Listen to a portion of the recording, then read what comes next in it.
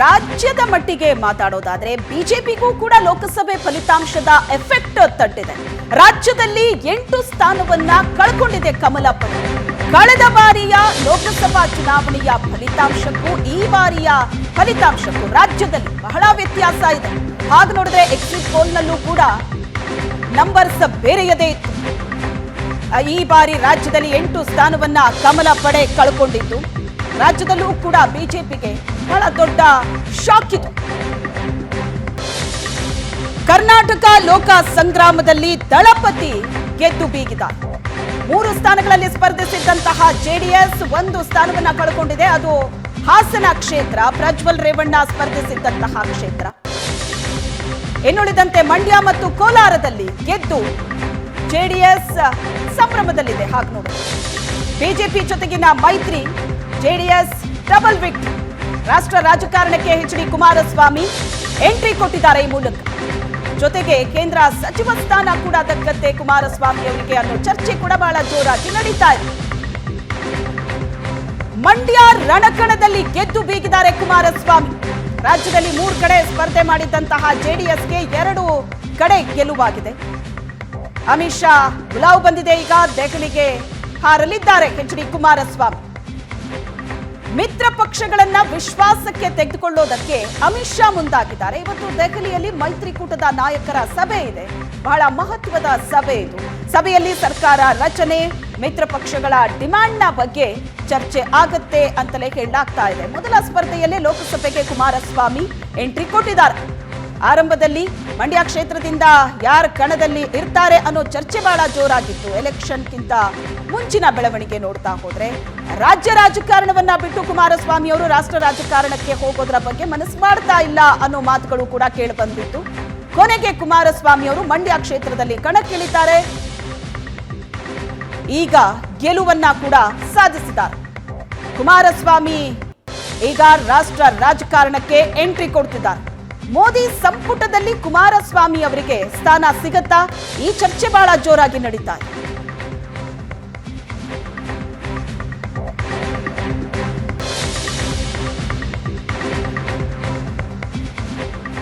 ಇನ್ನು ಲೋಕಸಭೆ ಚುನಾವಣೆಯ ಫಲಿತಾಂಶ ರಾಜ್ಯದಲ್ಲಿ ಯಾವ ರೀತಿಯಾದಂತಹ ಬೆಳವಣಿಗೆಗೆ ಕಾರಣ ಆಗಿದೆ, ಅದರಲ್ಲೂ ಕೂಡ ಜೆಡಿಎಸ್ ನಲ್ಲಿ ಏನೆಲ್ಲ ಆಗ್ತಾ ಇದೆ ಅನ್ನೋದರ ಬಗ್ಗೆ ಹೆಚ್ಚಿನ ಡೀಟೇಲ್ಸ್ ಕೊಡ್ತಾರೆ ನಮ್ಮ ಪ್ರತಿನಿಧಿ ಸುರೇಶ್.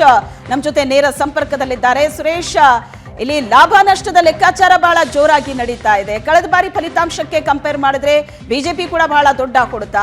ಇನ್ನು ಕಾಂಗ್ರೆಸ್ ಕಳೆದ ಬಾರಿಗಿಂತ ಒಳ್ಳೆ ಪರ್ಫಾರ್ಮ್ ಮಾಡಿದೆ ನಿಜ, ಆದ್ರೆ ಎಕ್ಸ್ಪೆಕ್ಟೇಷನ್ ಬಹಳ ಹೈ ಇತ್ತು, ಅಷ್ಟು ರೀಚ್ ಆಗಿಲ್ಲ. ಬಟ್ ಜೆಡಿಎಸ್ ನೋಡೋದಕ್ಕೆ ಹೋದ್ರೆ ಜೆಡಿಎಸ್ ಹಾಗೆ ನೋಡಿದ್ರೆ ಫುಲ್ ಖುಷಲ್ಲಿದೆ. 3 ಸ್ಥಾನ, ಹಾಸನ ಸೋತಿರೋದು ಒಳ್ಳೆದೇ ಆಯ್ತೇನೋ ಅನ್ನೋ ಮನಸ್ಥಿತಿಯಲ್ಲೂ ಕೂಡ ಹಾಸನದ ಜನ, ಜೊತೆಗೆ ಜೆಡಿಎಸ್ ಕೂಡ ಇದ್ದಂತಿದೆ. ಈಗ ಜೆಡಿಎಸ್ಗೆ ಆಗ್ತಾ ಇರುವಂತಹ ಲಾಭಗಳೇನು? ಶ್ವೇತಾ, ಈ ಲೋಕಸಭಾ ಚುನಾವಣೆಯಲ್ಲಿ ಹೇಗೆ ಅಳೆದು ತೂಗಿ ನೋಡಿದ್ರು ಕೂಡ ಇದೊಂದು ರೀತಿ ಜೆಡಿಎಸ್ಗೆ ಲಾಭ ಆಗಿದೆ ಅಂತ ಹೇಳಬಹುದು ಬಹಳ ಸ್ಪಷ್ಟವಾಗಿ. ಯಾಕೆಂತಂದ್ರೆ ಕಳೆದ ಲೋಕಸಭಾ ಚುನಾವಣೆಯಲ್ಲಿ ಜೆಡಿಎಸ್ ಕೇವಲ 1 ಸ್ಥಾನವನ್ನಷ್ಟೇ ಗಳಿಸಿತ್ತು. ಅದು ಹಾಸನದಲ್ಲಿ ಮಾತ್ರ ಜೆಡಿಎಸ್ ನ ಸಂಸದರು ಇದ್ರು. ಮೈತ್ರಿ ಆದ ಬಳಿಕ ಜೆಡಿಎಸ್ ಒಟ್ಟಾರೆಯಾಗಿ 3 ಸ್ಥಾನಗಳನ್ನ ಪಡೆದುಕೊಳ್ತು. ಹಾಸನ, ಮಂಡ್ಯ ಮತ್ತೆ ಕೋಲಾರ. ಬಹಳ ಸ್ಪಷ್ಟವಾಗಿ ತುಂಬಾ ಕಾನ್ಫಿಡೆಂಟ್ ಆಗಿ 3ಕ್ಕೆ 3 ಸ್ಥಾನಗಳನ್ನ ನಾವು ಗೆಲ್ತೀವಿ ಅನ್ನುವಂತ ಮಾತನ್ನ ಜೆಡಿಎಸ್ ನ ನಾಯಕರು ಇಲ್ಲಿಯ ತನಕ ಹೇಳ್ತಾ ಬರ್ತಾ ಇದ್ರು. ಆದ್ರೆ ಚುನಾವಣೆಯ ಕೆಲವು ದಿನಗಳ ಮುಂಚೆ ಸದ್ದು ಮಾಡದಂತಹ ಒಂದು ಪೆನ್ ಡ್ರೈವ್ ಪ್ರಕರಣ ಏನಿದೆ, ಆ ಒಂದು ಪ್ರಕರಣದಿಂದ ಬಹುತೇಕ ಆಸನವನ್ನ ಕಳೆದುಕೊಳ್ಬೇಕಾಯ್ತು. ಆದ್ರೆ ಅದರಲ್ಲೂ ಕೂಡ ಮಂಡ್ಯ ಮತ್ತೆ ಕೋಲಾರ, ಈ 2 ಕ್ಷೇತ್ರಗಳನ್ನ ಜೆಡಿಎಸ್ ಅನಾಯಾಸವಾಗಿ ಗೆದ್ಕೊಂಡಿದೆ. ಅದರಲ್ಲೂ ಕೂಡ ಮಂಡ್ಯವನ್ನಂತೂ ಕಳೆದ ಲೋಕಸಭಾ ಚುನಾವಣೆಯ ಸಂದರ್ಭದಲ್ಲಿ ಹೈ ವೋಲ್ಟೇಜ್ ಕ್ಷೇತ್ರ ಆಗಿದ್ದಂತಹ ಮಂಡ್ಯವನ್ನ ಈ ಬಾರಿ ಬಹಳ ಸಲೀಸಾಗಿ ಅನಾಯಾಸವಾಗಿ ಎಚ್ ಡಿ ಕುಮಾರಸ್ವಾಮಿ ಅವರು ಸ್ಪರ್ಧೆ ಮಾಡುವ ಮೂಲಕ ಗಳಿಸಿಕೊಂಡಿದ್ದಾರೆ. ಅದರಲ್ಲೂ ಕೂಡ ಪ್ರಮುಖವಾಗಿ 6 ಜನ ಕಾಂಗ್ರೆಸ್ನ ಶಾಸಕರು ಇದ್ದಂತಹ ಲೋಕಸಭಾ ಕ್ಷೇತ್ರದಲ್ಲಿ ಕುಮಾರಸ್ವಾಮಿ ಅವರು ಮಂಡ್ಯವನ್ನ ಗೆದ್ದಿರುವಂತದ್ದು ಒಂದು ರೀತಿ ಅಚ್ಚರಿ ಅಂತ ಹೇಳ್ಬೋದು. ಮತ್ತೆ ಅಲ್ಲಿ ಜೆಡಿಎಸ್ ನ ಪ್ರಾಬಲ್ಯ ಇನ್ನು ಇದೆ ಅನ್ನುವಂಥದ್ದನ್ನ ಒಂದು ತೋರಿಸಿಕೊಟ್ಟಂತೆ ಆಗಿದೆ. ಜೆಡಿಎಸ್ ಮುಗ್ದೇ ಹೋಯ್ತು ಅನ್ನುವಂತಹ ಮಾತುಗಳನ್ನ ಆಡ್ತಾ ಇದ್ದಂತವರಿಗೆ ಇದೀಗ ಜೆಡಿಎಸ್ ರಾಷ್ಟ್ರ ರಾಜಕಾರಣಕ್ಕೆ ಎಂಟ್ರಿ ಕೊಟ್ಟಿರುವಂತದ್ದು ಒಂದು ಹೊಸ ಪಾಠ ಅಥವಾ ಹೊಸ ನೀತಿ ಅಂತ ಕೂಡ ಹೇಳ್ಬಹುದು. ಜೆಡಿಎಸ್ ಗಂತೂ ಇಂಥದ್ದೊಂದು ಗೆಲುವು ಬೇಕಿತ್ತು. ಯಾಕೆಂತಂದ್ರೆ ರಾಜ್ಯದಲ್ಲಿ ಕೇವಲ 19 ಸ್ಥಾನಗಳಿಗೆ ಕುಸಿದಿದ್ದಂತಹ ಜೆಡಿಎಸ್ ನ ಅಸ್ತಿತ್ವದ ಪ್ರಶ್ನೆ ಎದುರಾಗಿತ್ತು. ಹಾಗಾಗಿ ಮಂಡ್ಯದಿಂದ ಖುದ್ದು ಕುಮಾರಸ್ವಾಮಿ ಅವರೇ ಸ್ಪರ್ಧೆ ಮಾಡಬೇಕು ಅನ್ನುವಂತಹ ಬಿಜೆಪಿ ಹೈಕಮಾಂಡ್ ನಾಯಕರ ಸೂಚನೆಯ ಮೇರೆಗೆ ಕುಮಾರಸ್ವಾಮಿ ಅವರು ಕಣಕ್ಕೆ ಇಳಿದಿದ್ರು. ಕಡೆಗೆ ಮಂಡ್ಯವನ್ನ ಇದೀಗ ಗೆದ್ದು ಆಗಿದೆ. ಇದೀಗ ಮುಂದಿನ ನಡೆ ಏನು ಜೆಡಿಎಸ್ ಈ ಎರಡು ಗೆಲುವುಗಳಿಂದ ಜೆಡಿಎಸ್ಗೆ ಒಂದಷ್ಟು ಉತ್ಸಾಹ ತುಂಬಿದಂತಾಗಿದೆ. ಜೆಡಿಎಸ್ ನ ಕಾರ್ಯಕರ್ತರಿಗೂ ಒಂದಷ್ಟು ಉತ್ಸಾಹ ತುಂಬಿದಂತೆ ಆಗಿದೆ. ಅದರಲ್ಲೂ ಹಳೆ ಮೈಸೂರು ಭಾಗದಲ್ಲಿ ಜೆಡಿಎಸ್ಗೆ ಒಂದಷ್ಟು ಪ್ರಾಬಲ್ಯ ಇನ್ನೂ ಇದೆ ಅನ್ನುವಂಥದ್ದು ಈ ಒಂದು ಗೆಲುವಿನಿಂದ ಸಾಬೀತಾಗಿದೆ. ಇದರ ಜೊತೆಯಲ್ಲಿ ಮುಂದಿನ ದಿನಗಳಲ್ಲಿ ಪಕ್ಷವನ್ನ ಕಟ್ಟೋದಕ್ಕೂ ಕೂಡ ಕಾರ್ಯಕರ್ತರಲ್ಲಿ ಒಂದು ಹೊಸ ಹುಮ್ಮಸ್ಸು ಉತ್ಸಾಹ ಕೂಡ ಬಂದಿದೆ ಅಂತ ಹೇಳ್ಬೋದು. ಪೆನ್ ಡ್ರೈವ್ ಪ್ರಕರಣದಿಂದ ಒಂದಷ್ಟು ಕಳೆಗುಂದಿದ್ದಂತಹ ಜೆಡಿಎಸ್ ನ ನಾಯಕರಿಗೆ ಈ ಗೆಲುವು ಒಂದು ಹೊಸ ಟಾನಿಕ್ ಅಂತ ಕೂಡ ನಾವು ಹೇಳ್ಬಹುದು. ಕುಮಾರಸ್ವಾಮಿ ಅವರು ಇವತ್ತು ದೆಹಲಿಗೆ ತೆರಳ್ತಾ ಇದ್ದಾರೆ. ಮುಂದಿನದನ್ನ ಈಗಲೇ ಹೇಳುವಂತದ್ದು ಟೂ ಅರ್ಲಿ ಅಂತ ಅನ್ಸಿದ್ರು ಕೂಡ ಎಲ್ಲೋ ಒಂದು ಕಡೆ ಕುಮಾರಸ್ವಾಮಿ ಅವರು ಕೇಂದ್ರ ಸಂಪುಟವನ್ನ ಪ್ರವೇಶ ಮಾಡ್ತಾರೆ, ಸಂಪುಟದಲ್ಲಿ ಭಾಗವಾಗ್ತಾರೆ ಅನ್ನುವಂತ ಮಾತುಗಳು ಬಹಳ ಹಿಂದಿನಿಂದಲೂ ಕೇಳ್ತಾ ಇತ್ತು. ಈಗ ಸರ್ಕಾರ ರಚನೆ ಪ್ರಕ್ರಿಯೆಯಲ್ಲಿ ಯಾವೆಲ್ಲ ಬೆಳವಣಿಗೆಗಳಾಗ್ತವೆ ಅನ್ನುವಂಥದ್ದು ಮುಂದಿನ ದಿನಗಳಲ್ಲಿ ತಿಳಿಯಲಿದೆ. ಶ್ವೇತಾ, ಓಕೆ, ಇನ್ನು ರಾಜಕಾರಣದಲ್ಲಿ ಸೋಲು ಗೆಲುವು ತುಂಬಾ ಕಾಮನ್. ಅದನ್ನ ಪಕ್ಕಕ್ಕಿಟ್ಟು ನೋಡೋದಾದ್ರೆ ಈಗ ಕುಮಾರಸ್ವಾಮಿ ಅವರು ರಾಜ್ಯ ರಾಜಕಾರಣದಲ್ಲಿ ಸೈ ಅನ್ನಿಸ್ಕೊಂಡವರು ಈಗ ರಾಷ್ಟ್ರ ರಾಜಕಾರಣಕ್ಕೆ ಎಂಟ್ರಿ ಕೊಡ್ತಾ ಇದ್ದಾರೆ ಅನ್ನೋದು ಜೆಡಿಎಸ್ ವಲಯದಲ್ಲಿ ಯಾವ ರೀತಿಯಾದಂತಹ ಹುಮ್ಮಸ್ಸಿಗೆ ಇದು ಕಾರಣ ಆಗ್ತಾ ಇದೆ. ಅದ್ರ ಜೊತೆಗೆ ಕುಮಾರಸ್ವಾಮಿ ಅವರು ಮಂಡ್ಯ ಕ್ಷೇತ್ರದಲ್ಲಿ ಕಣಕ್ಕಿಳಿಯೋ ಸುದ್ದಿ ಹೊರಬೀಳ್ತಾ ಇದ್ದಂತೆಯೇ ಅದ್ರ ಜೊತೆಗೆ ಗೆದ್ದೇ ಗೆಲ್ತಾರೆ. ಗೆದ್ದ ನಂತರ ಅವರಿಗೆ ಕೇಂದ್ರದಲ್ಲಿ ಸಚಿವ ಸ್ಥಾನ ಕೂಡ ಸಿಗತ್ತೆ, ಇಂಥದ್ದೇ ಸಚಿವಗಿರಿ ಸಿಗತ್ತೆ ಅನ್ನೋದು ಕೂಡ ಬಹಳ ದೊಡ್ಡ ಚರ್ಚೆ ಆಗ್ತಾ ಇತ್ತು. ಸೊ ಈಗ ಅದ್ರ ಬಗ್ಗೆ ಯಾವ ರೀತಿ ವಿಷಯಗಳು ಸಿಗ್ತಾ ಇದೆ?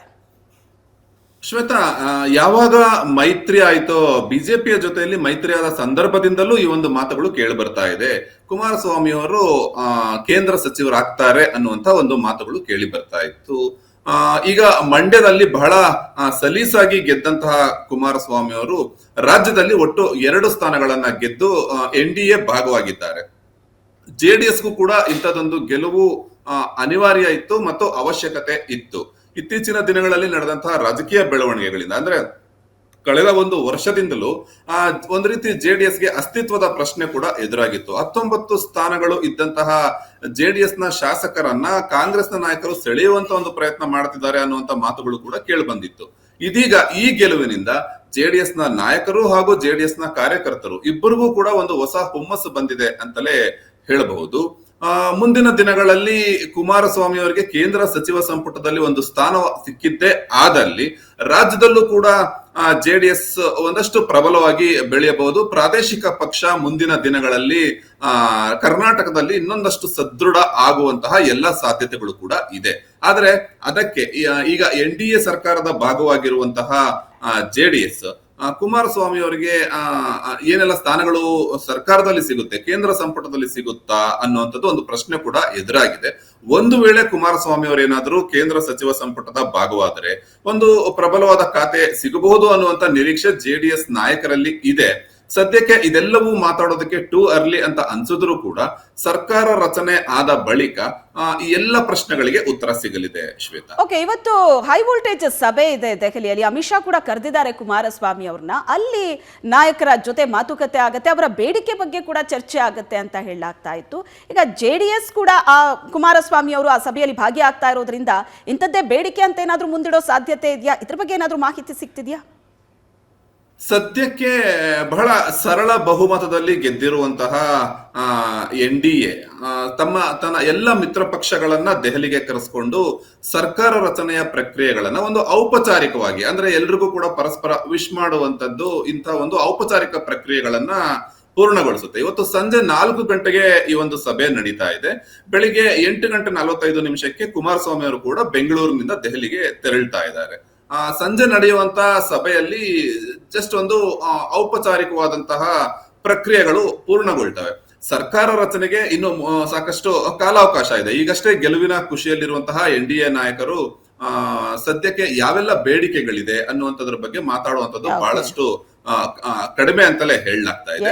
ಮುಂದಿನ ದಿನಗಳಲ್ಲಿ ಮತ್ತೆ ಕುಮಾರಸ್ವಾಮಿ ಅವರು ದೆಹಲಿಗೆ ತೆರಳುತ್ತಾರೆ. ಇಂತಹ ವಿಚಾರಗಳಿಗೆ ಅವತ್ತು ಒಂದಷ್ಟು ಬೆಳವಣಿಗೆಗಳು ಆಗಲಿದೆ ಅಂತ ಹೇಳ್ಬೋದು. ಎಸ್, ಥ್ಯಾಂಕ್ ಯು ಸುರೇಶ್ ನಿಮ್ಮೆಲ್ಲ ಡೀಟೇಲ್ಸ್ಗೆ. ಒಟ್ಟಿನಲ್ಲಿ ನಿನ್ನೆ ಫಲಿತಾಂಶ ಹೊರಬಿದ್ದಿದ್ದು ಇವತ್ತಿನ ದಿನ ಬಹಳಷ್ಟು ಬೆಳವಣಿಗೆಗಳಿಗೆ ಈ ದಿನ ಸಾಕ್ಷಿಯಾಗತ್ತೆ. ಎಲ್ಲ ಡೀಟೇಲ್ಸ್ಗಳನ್ನು ಕೂಡ ನಿಮ್ಮ ಮುಂದೆ ಇಡ್ತೀವಿ. ಈಗ ಒಂದು ಚಿಕ್ಕ ಬ್ರೇಕ್.